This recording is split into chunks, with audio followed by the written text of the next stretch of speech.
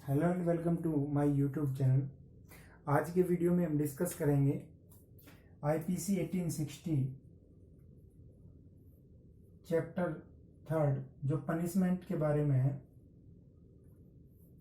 उसमें सेक्शन 54 को सबसे पहले हम डिस्कस करेंगे। 54 क्या कहता है?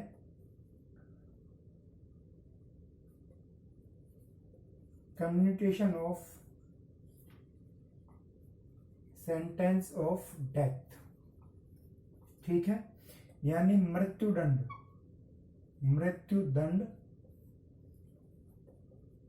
की सजा का लघुकरण। ठीक है, ये सेक्शन 54 कहता है कि मृत्युदंड की सजा को कम किया जा सकता है अपराधी को बिना बताए। अपराधी की इजाजत की जरूरत नहीं है, तो वहां की जो समुचित सरकार है, ठीक है, एप्रोप्रिएट गवर्नमेंट, ठीक है, वहां की जो समुचित सरकार है उस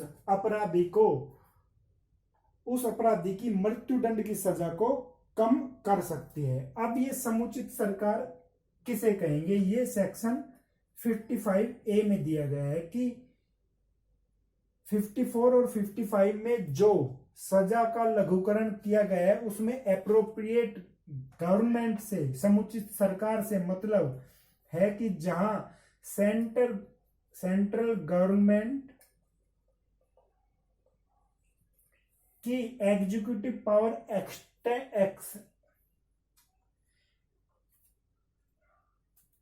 जहां सेंट्रल गवर्नमेंट की एग्जीक्यूटिव पावर एक्सटेंड करती है, ठीक है, वहां एप्रोप्रिएट गवर्नमेंट सेंट्रल गवर्नमेंट को माना जाएगा, और जहां स्टेट गवर्नमेंट की एग्जीक्यूटिव पावर एक्सटेंड करती है वहां स्टेट गवर्नमेंट को माना जाएगा। देखिए, जैसे सीबीआई का कोई केस है या कोई रेलवेज का केस है, तो वहां सेंट्रल गवर्नमेंट को एप्रोप्रिएट गवर्नमेंट माना जाएगा। और जैसे कोई ए अपराधी है, उसने बी की हत्या कर दी है यूपी में, और यूपी की कोर्ट ने उसको सजा दी है मौत की, तो इस स्थिति में appropriate government, state government UP को माना जाएगा। लेकिन यदि यही केस ए ने बी की हत्या की है और यूपी में ना होकर इस केस का फैसला जो है वो हरियाणा की कोर्ट ने दिया है, तो यहां एप्रोप्रिएट गवर्नमेंट हरियाणा गवर्नमेंट को माना जाएगा। ठीक है, तो जहां जिस स्टेट की कोर्ट ने उसका फैसला दिया है उस स्टेट को वहां एप्रोप्रिएट गवर्नमेंट माना जाएगा। ये बात खत्म हुई कि एप्रोप्रिएट गवर्नमेंट किसको कहा जाएगा। ठीक है, समुचित सरकार का मतलब केंद्र सरकार और राज्य सरकार दोनों से है। अब ये देखिए, मृत्युदंड की सजा का लघुकरण किस इस मृत्युदंड की सजा को कहां तक कोई भी सरकार घटा सकती है, यह सरकार के विवेक के ऊपर डिपेंड करता है। 54 में दिया नहीं गया है कि सरकार कितनी सजा कर सकती है। 54 में दिया गया है कि इस कोड के अनुसार, आईपीसी के अनुसार जो भी सजा है उसमें से किसी भी सजा को दिया जा सकता है। लेकिन सामान्यतः प्रैक्टिकली अमूमन अगर मृत्युदंड की सजा को कम कर दिया जाता है तो उस सजा के बदले उस अपराधी को उम्र कैद की सजा दी जाती है, इम्प्रिजमेंट फॉर लाइफ दिया जाता है। ठीक है, अब हम सेक्शन 55 लेते हैं। ठीक है, 55 है commutation of imprisonment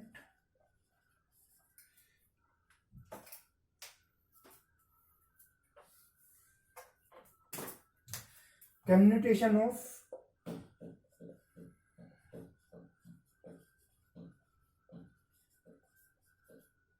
imprisonment for life।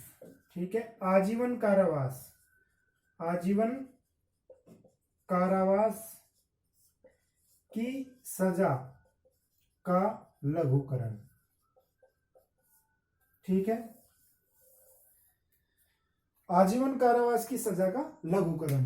कोई भी समुचित सरकार, कोई भी समुचित सरकार अपराधी के बिना बताए उसकी आजीवन कारावास की सजा को कम कर सकती है, लेकिन वह अवधि 14 वर्ष से अधिक नहीं होगी। ठीक है, 14 वर्ष से अधिक नहीं। मान लीजिए कोई भी सरकार किसी के आजीवन कारावास की सजा को कम करना चाहती है तो वो 14 वर्ष से अधिक उसे सजा नहीं दे सकती, उसे 14 वर्ष से कम ही सजा देनी पड़ेगी। ठीक है, तो सेक्शन 55 यही कहता है। अब इन दोनों सेक्शन को करने के बाद पहले हम सेक्शन 57 और देख लेते हैं। सेक्शन 57 आईपीसी, क्योंकि सेक्शन 57 कंफ्यूज करती है। सेक्शन 57 में है कि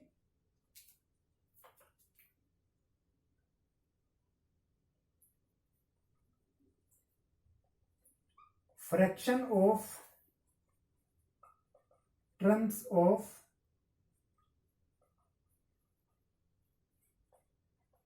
इम्प्रिजमेंट फॉर लाइफ। देखो कैलकुलेशन, इस सेक्शन में ये बताया गया है कि कैलकुलेटिंग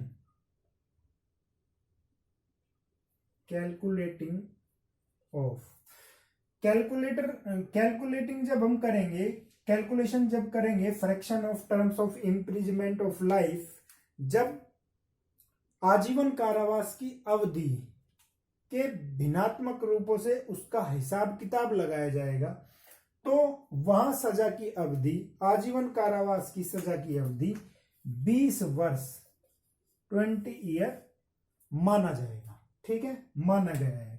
तो इम्प्रिजमेंट फॉर लाइफ, आजीवन कारावास की सजा की अवधि 20 साल माना जाएगा सेक्शन 57 के अनुसार। यह क्वेश्चन पूछा गया है कि सेक्शन 57 आईपीसी के अनुसार आजीवन कारावास की सजा की अवधि कितनी मानी गई है? 20 वर्ष। एक बार यह क्वेश्चन पूछा गया है कि आजीवन कारावास की अवधि कितनी है, उसमें आंसर होगा कि अपराधी की बची हुई शेष जितनी भी जिंदगी है, जब तक उसकी प्राकृतिक मृत्यु, नेचुरल डेथ न हो जाए तब तक। लेकिन 57 के अनुसार अगर क्वेश्चन पूछा जाता है तो 20 साल। यदि 57 का जिक्र नहीं है तो आजीवन कारावास की अवधि पूछी जाती है तो जब तक उसकी जिंदगी बची है, नेचुरल डेथ होने तक। ठीक है, ये अब ये 57 क्या है?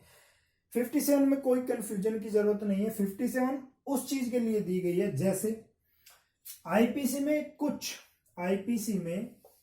कुछ पनिशमेंट इस तरह से दी गई है कि यदि किसी अपराध का कोई अटेम्प्ट करता है तो जिस अपराध का अटेम्प्ट उस व्यक्ति ने किया है, उस अपराध की हाफ पनिशमेंट मिलती है अटेम्प्ट करने में। ठीक है, कोई अपराध है जिसकी सजा मान लीजिए उम्र कैद है। मैं एग्जांपल लेता हूं, जैसे कोई भी रेप, 376 में रेप की सजा है 7 वर्ष से उम्र कैद तक। ठीक है, तो 511 में है अटेम्प्ट। अगर अटेम्प्ट किसी ने अटेम्प्ट किया है और उसमें कोई विशेष सेक्शन नहीं दी गई है, जैसे अटेम्प्ट टू मर्डर है, अटेम्प्ट टू मर्डर 307 में दिया गया है उसकी सजा, लेकिन ऐसे भी कई ऑफेंस है जिनकी सजा आईपीसी में नहीं दी गई है, अटेम्प्ट की सजा नहीं दी गई है, तो 511 वहां लगेगी। और उसमें सजा दी गई है कि उस विशेष अपराध की पनिशमेंट के हाफ सजा दी जाएगी।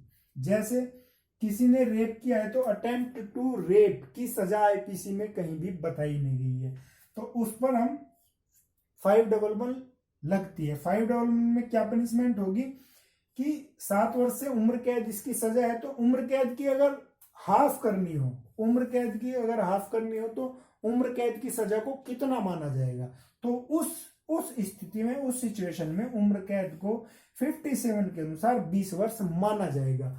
तो ऐसी स्थिति के लिए, ऐसी सिचुएशन के लिए सेक्शन 57 है जहां उम्र कैद की सजा 20 वर्ष माना गया है। लेकिन इस सेक्शन का मतलब यह नहीं है कि आजीवन कारावास की अवधि 20 वर्ष है। आजीवन कारावास की अवधि आजीवन कारावास है, शेष बची हुई पूरी जिंदगी के लिए कारावास है। ठीक है, अब हम चलते हैं 54 और 55। अगर कोई मृत्युदंड दिया गया है तो सरकार उसको घटा सकती है 54 के अनुसार। अगर कहीं आजीवन कारावास की सजा दी गई है तो 55 के अनुसार सजा घटा सकती है सरकार। लेकिन कितनी घटा सकती है इसके बारे में आईपीसी में और कहीं नहीं बताया गया है। लेकिन इन दोनों सेक्शनों के साथ इनको समझने के लिए आपको सीआरपीसी की सेक्शन 433 433 ए सीआरपीसी, इन दोनों सेक्शनों के साथ आपको रीड करनी पड़ेगी। ठीक है, इन दोनों सेक्शनों के साथ आप 433 ए अगर रीड करोगे सीआरपीसी की तो आपकी ये सजा क्लियर हो जाएगी कि सरकार कितनी सजा कम कर सकती है और मौत की सजा को कितनी सजा में बदल सकती है। ठीक है, अब ये तो है कि ये 55 में दिया गया है कि 14 वर्ष से कम ही ने सजा देनी है और मृत्युदंड की सजा को अमूमन सामान्यतः बदल दिया जाता है उम्र कैद में। लेकिन इसमें ये डिफाइन नहीं है कि कितनी कम से कम, वो सरकार के विवेक के ऊपर है। ठीक है, अब सेक्शन 43 ए सीआरपीसी क्या कहता है कि यदि किसी ऑफेंस में डेथ सेंटेंस दिया जा सकता है, ठीक है,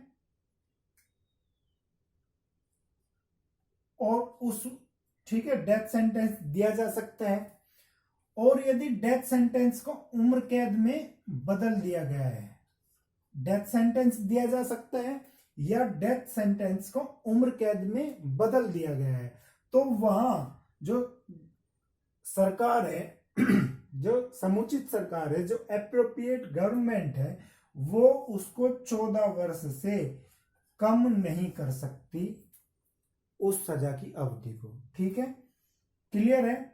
तो उस सजा की अवधि को 14 वर्ष से कम नहीं कर सकती अगर कहीं सेंटेंस डेथ दिया गया। जैसे 302 का केस है कोई, उसमें मृत्युदंड है, डेथ सेंटेंस दिया जा सकता है लेकिन उम्र कैद दे दी गई है। ठीक है, तो उसमें गवर्नमेंट जो है उस केस में 14 वर्ष से कम नहीं कर सकती। पहली चीज तो ये हो गई। दूसरी चीज कि यदि किसी केस में मिनिमम सजा दी गई है, जैसे डोरी डेथ, दहेज मृत्यु, ठीक है, दहेज मृत्यु में सजा दी गई है कम से कम 7 वर्ष और उम्र कैद तक। ठीक है, तो ऐसे केस में जिसमें मिनिमम सजा दी गई हो उसमें सरकार सजा उससे कम नहीं कर सकती जो मिनिमम सजा है। मीन्स अगर इस केस में किसी को उम्र कैद दी गई है तो वहां सरकार 7 वर्ष से कम की सजा नहीं दे सकती, उसको 7 वर्ष से लघु, उसको 7 वर्ष से छोटी नहीं कर सकती। ठीक है, एक चीज ये हो गई।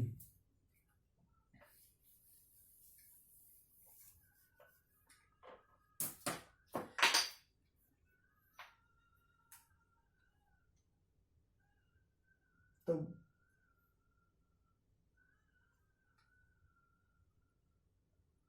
अब इसमें एक चीज और है कि ये जो सजा कम कर सकती है, जो सरकार सजा 54 या 55 के अनुसार कम करती है, वह सजा कम तभी करेगी जब उसकी पूरी रेमेडी उपचार जो है वो खत्म हो चुके हो, ठीक है। जैसे किसी हाई कोर्ट ने कोई सजा उम्र कैद की सुना दी है, तब ऐसा नहीं है कि सरकार चाहे तो उसकी सजा कम कर दे, क्योंकि वो अपील कर सकता है सुप्रीम कोर्ट में, ठीक है। जब तक उसकी सभी उपचार, जितने भी उपचार कानून ने उसे दिए हुए हैं, वह उपचार खत्म नहीं हो जाते, तब तक सरकार उसकी सजा को कम नहीं कर सकती, ठीक है। तो मुझे ऐसा लगता है कि ये जो 54, 55, 55A, 57, ये जितनी भी सेक्शन है आपके पूरी तरह से क्लियर हो गई होगी, और आजीवन कारावास की जो सजा है वो आपके यहाँ से बिल्कुल साफ हो गई होगी, ठीक है। तो थैंक यू वेरी मच। मेरे चैनल को आप सब्सक्राइब करें और लाइक जरूर करें। यदि आपको ये वीडियो अच्छी लगी है, अगर कोई कमी है तो कमेंट सेक्शन में जरूर करके बताएं। Thank you very much.